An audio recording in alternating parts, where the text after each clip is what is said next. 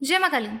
तो आज जो मैं आपके लिए जानकारी लेकर आई हूँ, ये जानकारी है कि जब आप किसी देवी या देवता की भक्ति करते हैं, पूजा पाठ करते हैं, तो ऐसे में जब वो देवी देवता आपसे प्रसन्न हो जाते हैं या आप पर अपनी कृपा कर देते हैं या आपको अपने कुछ अंश प्रदान कर देते हैं या अपने सेवक सेविकाएं प्रदान कर देते हैं, तो ऐसे में आप उनका किस प्रकार से प्रयोग कर सकते हैं। यानी कि जब आपको शक्तियाँ प्राप्त हो जाती है तो आप उन शक्तियों से किस प्रकार से समाज कल्याण के कार्य ले सकते हैं। तो अगर आपके मन में भी इसी प्रकार का प्रश्न है और आपको नहीं पता है कि आप किस प्रकार से किसी देवी या देवता से कार्य ले सकते हैं, यानी आपके पास शक्तियाँ आ तो चुकी हैं लेकिन आपको उन शक्तियों को चलाना नहीं आता, किस प्रकार से आप उन शक्तियों को चलाकर आप दूसरे व्यक्तियों का भला कर सकते हैं, तो आज के वीडियो में मैं आपको यही बताऊंगी। क्योंकि एक भाई ने प्रश्न किया था कि किसी देवी या देवता से किस प्रकार से समाज कल्याण के कार्यों को कराया जा सकता है, किस प्रकार से हम उनसे कार्य ले सकते हैं। तो आज के इस वीडियो के माध्यम से मैं आपको यही बताऊंगी। तो अगर आप भी इस बारे में जानना चाहते हैं तो वीडियो को एंड तक ज़रूर देखें। और इसके साथ ही अगर आप हमारे चैनल पर नए हैं और हमारी वीडियो को पहली बार देख रहे हैं तो हमारे चैनल को सब्सक्राइब करना बिल्कुल भी ना भूलें और इसके साथ ही नोटिफिकेशन बेल को प्रेस करके ऑल पर ज़रूर क्लिक करें ताकि इस प्रकार की जानकारियाँ सबसे पहले आप तक पहुँचे। तो चलिए वीडियो को शुरू करते हैं। तो जब आपको पूजा पाठ करते हुए काफ़ी लंबे समय हो जाता है या आपने काफ़ी सारी साधनाएँ की हैं, आपने बहुत ही ज़्यादा जप तप किया है, तो ऐसे में आपके इष्ट देवी देवता आप पर अपनी कृपा करते हैं। और कृपा वो इस रूप में करते हैं कि आपको वो अपना कुछ अंश प्रदान करना शुरू कर देते हैं। जैसे आपने कोई साधना की तो उस साधना से प्रसन्न होकर आपके जो देवी देवता होते हैं, आप चाहे किसी भी देवी या देवता की पूजा करते हैं, यहाँ पर मैं सभी देवी या देवताओं की बात कर रही हूँ, चाहे वो अन्य कोई देवी देवता है जैसे माँ काली है, बाबा भैरवनाथ जी हैं, या अन्य कोई भी ग्रामीण देवी देवता है जैसे पांचों बावरी हैं, माता मदानन है, या अन्य कोई भी देवी है या देवता है।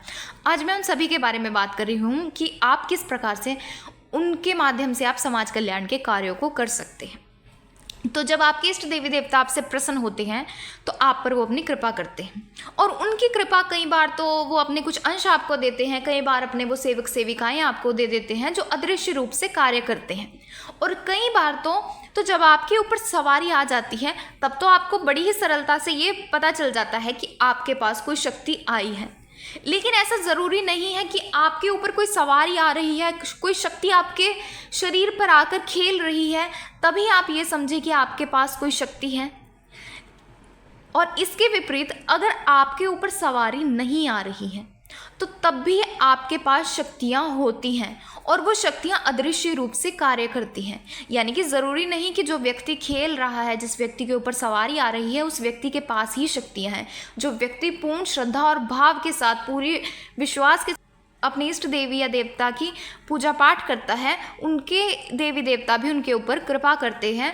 और चाहे उनके ऊपर सवारी ना भी आती हो फिर भी उनके पास उनके इष्ट देवी देवता की शक्तियाँ होती हैं, सिद्धियाँ होती हैं, जिनको वो कई तरीक़ों से पहचान सकते हैं, जिनके बारे में मैंने कई वीडियोज़ में बताया भी हुआ है। और अगर आप जानना चाहते हैं तो आप हमें कमेंट में पूछ सकते हैं, मैं अलग से उनका वीडियो बना दूँगी। तो जब आपको किसी देवी या देवता की सवारी आने लग जाती है, क्योंकि कॉमनली जब किसी व्यक्ति के ऊपर सवारी आती है तभी वो व्यक्ति ये समझता है कि हमारे पास शक्तियाँ हैं। तो जब किसी व्यक्ति के पास शक्तियाँ आ जाती हैं तो सबसे ज़रूरी आपके लिए एक कार्य करना होता है और वो कार्य है आपको गुरु बनाने होते हैं। क्योंकि जब आपके पास शक्तियाँ आती है तो उन शक्तियों को चलाने के लिए आपको एक गुरु की आवश्यकता होती है। इसको मैं आपको एक एग्जाम्पल के माध्यम से समझाती हूँ। मान लीजिए आपके पास कार है और आपको ड्राइव भी करना आता है और आपने कहीं जाना है, लेकिन आपने जहाँ पर जाना है आपको वहाँ का रास्ता ही नहीं मालूम कि आप वहाँ पर जाएंगे कैसे, किस रास्ते से आपने जाना है, कितना समय आपको जाने में लगेगा।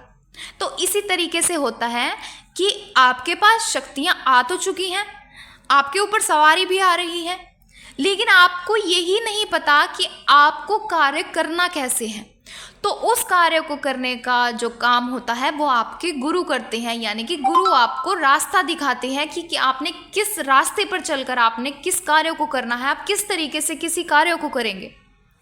तो इसीलिए ज़रूरी होता है कि अगर आप शक्तियों से कार्य लेना चाहते हैं, आप समाज कल्याण का कार्य करना चाहते हैं, आपके मन में इच्छा है कि आप समाज कल्याण के कार्यों को करें, तो ऐसे में आपके लिए सबसे ज़्यादा ज़रूरी कार्य है कि आप गुरु धारण करें, क्योंकि बिना गुरु धारण के आप समाज कल्याण के कार्यों को नहीं कर सकते। तो ये तो था, अगर आप समाज कल्याण के कार्य करना चाहते हैं तो उसके लिए आपको आवश्यकता है कि आप अच्छे गुरु का चुनाव करें और उनसे सीखें कि किस प्रकार से कार्य करने होते हैं, किस प्रकार से शक्तियों से कार्य लिया जाता है। अब मैं आपको थोड़ा समझा देती हूँ कि मान लीजिए आपने ये दरबार नहीं लगाना है या चौकी नहीं लगानी है, आपने इस प्रकार के समाज कल्याण के कार्यों को नहीं करना है और आपके ऊपर सवारी भी आ रही है और आपके घर परिवार में कुछ दिक्कत है, छोटी मोटी दिक्कतें घर में चल जाती हैं या काफ़ी घरों में छोटी मोटी प्रॉब्लम्स होती है, और उस समय पर जब आपके ऊपर सवारी भी आती है और आपको ये नहीं समझ आता कि हमारे पास शक्तियाँ तो हैं, हम अपने घर परिवार की सुरक्षा कैसे करें, हम अपने घर परिवार को कैसे ठीक करें, तो उसके लिए मैं आपको ये बता देती हूँ कि अगर आप शक्तियों से कार्य लेना चाहते हैं, आपके ऊपर जो सवारी आती है, आप चाहते हैं कि जो भी देवी देवता की आप पूजा करते हैं वो आपका कहना माने, तो उसके लिए सबसे ज़्यादा ज़रूरी है कि आपने उस देवी या देवता की जिसकी आपके ऊपर सवारी आ रही है, आपको उनकी ज़्यादा से ज़्यादा पूजा पाठ करनी होगी, ज़्यादा से ज़्यादा उनके मंत्रों का जाप करना होगा और उनको समय समय पर भोग देना होगा। क्योंकि जब आप किसी शक्ति से कार्य लेते हैं तो उसके लिए सबसे ज़्यादा ज़रूरी है कि आपका ऑरा उस लेवल का हो, यानी कि आपकी पूजा पाठ, आपकी भक्ति उस लेवल की हो कि आपके इष्ट देवी या देवता आपकी विनती को सुने, आपकी विनती को स्वीकार करें। क्योंकि अगर आप चाहते हैं कि आपने ना तो पूजा पाठ इतनी की है, ना ही आपकी भक्ति उस लेवल की है, और आप सोच रहे हैं कि हमारे जो देवी देवता है वो हमारे कहे अनुसार कार्य करें, तो ऐसा नहीं होता। अगर आप चाहते हैं कि आपके देवी या देवता आपकी विनती को सुने या आप जो उनसे प्रार्थना करते हैं वो उन कार्यों को करें, तो इसके लिए आपको अपनी पूजा को इतना बढ़ाना होगा, आपको अपना ऑरा उतना स्ट्रॉन्ग करना होगा, आपको अपने अंदर इतनी ऊर्जा एकत्रित करनी होगी कि आपके इष्ट देवी देवता तक आपकी पुकार सुने। तो इसलिए आप समय समय पर उनका भोग दें, ज़्यादा से ज़्यादा मंत्र जाप करें, जितना ज़्यादा हो सके आप उनका हवन करें, उनके मंत्रों का हवन करें, उनके सिद्धपीठ मंदिर जाएं। अब अगर आप ये सभी कार्य करते हैं तो आपकी ऊर्जा में वृद्धि होना शुरू हो जाती है। तो जब आपकी ऊर्जा में वृद्धि होती है, आपका ऑरा स्ट्रांग होने लग जाता है, तो आपके इष्ट देवी या देवता आपकी विनती को तुरंत ही स्वीकार करते हैं।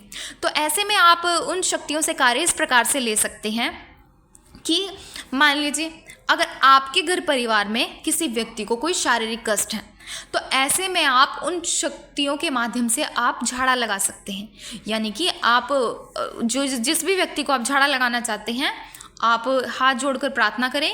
आप जिस भी देवी या देवता की पूजा करते हैं कि इस व्यक्ति का नाम ये है, इसके पिता का नाम ये है, ये यहाँ का रहने वाला है, उसी देवी या देवता को साक्षी माने और आप जिस भी मंत्र का आपने सबसे ज़्यादा उस देवी या देवता का जाप किया है, उस मंत्र का जाप करते करते या उस मंत्र को बोलते बोलते आप जिससे झाड़ा लगाया जाता है, आप उसके माध्यम से या चाकू के माध्यम से आप उस व्यक्ति का झाड़ा कर सकते हैं। तो अगर उस व्यक्ति को आराम मिल जाता है तो आप समझ जाएं कि आपके जो इष्ट देवी या देवता हैं वो आपके कार्यों को कर रहे हैं। इसके साथ ही आप जल अभिमंत्रित भी कर सकते हैं। जल अभिमंत्रित के बारे में भी मैंने बताया हुआ है कि किस प्रकार से जल अभिमंत्रित करना होता है। आप जिस भी व्यक्ति के लिए जल को अभिमंत्रित कर रहे हैं उस व्यक्ति का नाम बोले, जिस भी मंत्र का आपने जाप किया है सबसे ज़्यादा, उसमें 3 फूंक मारकर उस व्यक्ति को दे। अगर आराम मिल जाए तो समझ जाएं कि आपके इष्ट देवी देवता आपके कार्यों को कर रहे हैं। तो इस तरीके से आप अपने इष्ट देवी या देवता से कार्यों को करा सकते हैं। लेकिन अगर आप ये सोच रहे हैं कि आप उनसे कोई बड़े कार्य करवाना चाहते हैं, बड़े कार्य यानी कि आप किसी व्यक्ति के ऊपर से आप कुछ नकारात्मक शक्तियों को उतारना चाहते हैं या किसी व्यक्ति में आप सवारी बुलाना चाहते हैं, तो उसके लिए आपको अपने ऑरे को स्ट्रॉन्ग करना होगा, अपनी ऊर्जा में वृद्धि करनी होगी और इसके साथ ही आपको अच्छे गुरु का चुनाव करके उनको गुरु धारण करना होगा। और अगर आप उनसे कोई विनती करना चाहते हैं तो इसके लिए आप अरदास लगा सकते हैं। जैसे मैंने अपनी वीडियोज़ में मैंने बताया हुआ है कि माँ काली को कैसे अरदास लगानी है, बाबा सबल सिंह बाबरी जी को कैसे अरदास लगानी है, या अन्य देवी देवताओं को किस प्रकार से अरदास लगाई जाती है, आप उस प्रकार से अरदास लगा के अपने कार्यों को करवा सकते हैं। और जब भी आप अपने इष्ट देवी या देवता से कोई कार्य करवाना चाहते हैं तो आपको हमेशा उनसे विनम्र प्रार्थना करनी होगी। क्योंकि वो देवी देवता हैं, वो भगवान हैं हमारे लिए। हम उनको आदेश करने वाले कोई नहीं होते। हम उनके समक्ष केवल विनती कर सकते हैं, प्रार्थना कर सकते हैं। किसी कार्य को करना ना करना उनकी इच्छा पर डिपेंड करता है। हमेशा उनके सामने हाथ जोड़कर घुटनों के बल बैठकर प्रार्थना करें और उनके सामने अपनी प्रॉब्लम को रखें, तो आपके जो भी देवी देवता हैं वो आपकी विनती को स्वीकार करेंगे। तो इस तरीके से आप अपनी देवी या देवता से कार्य ले सकते हैं। और मैंने कई वीडियोस में भी बताया हुआ है कि किस प्रकार से कार्य लिया जाता है, वो वीडियोस को भी देख सकते हैं। तो आशा है आपको जानकारी पसंद आई होगी। तो जानकारी पसंद आई है तो वीडियो को लाइक करें, ज़्यादा से ज़्यादा लोगों तक शेयर करें। तो चलिए मिलते हैं अगले वीडियो में कुछ नई जानकारी के साथ। जय मां काली।